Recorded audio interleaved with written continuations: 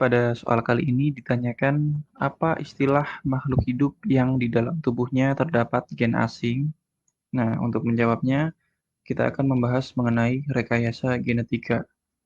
Jadi rekayasa genetika ini sebagai intro merupakan eh, upaya atau proses yang eh, merubah susunan genetik suatu organisme untuk mendapatkan sifat baru ataupun untuk meningkatkan sifat yang sudah ada pada suatu organisme agar kegunaannya itu meningkat.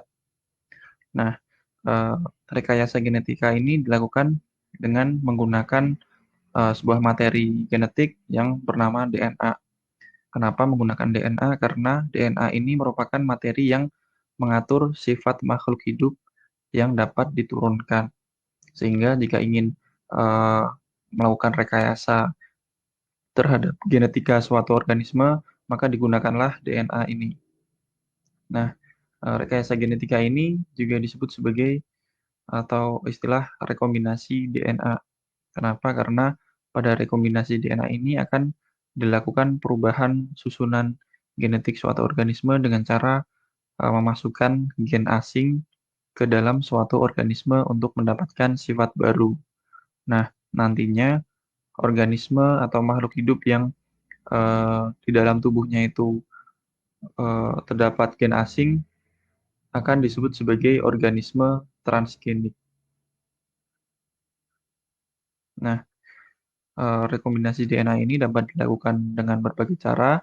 Contohnya yang paling terkenal ada 3 teknik. Yang pertama ada transplantasi gen atau teknologi plasmid. Kemudian eh, yang kedua ada fusi sel atau hibridoma.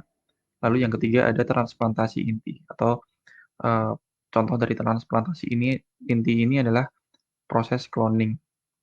Nah, jadi di sini kita sudah dapat menemukan jawabannya. Jadi organisme yang di dalam tubuhnya memiliki gen asing disebut juga sebagai organisme atau makhluk hidup transgenik. Ya, jadi demikian penjelasan mengenai soal ini. Terima kasih.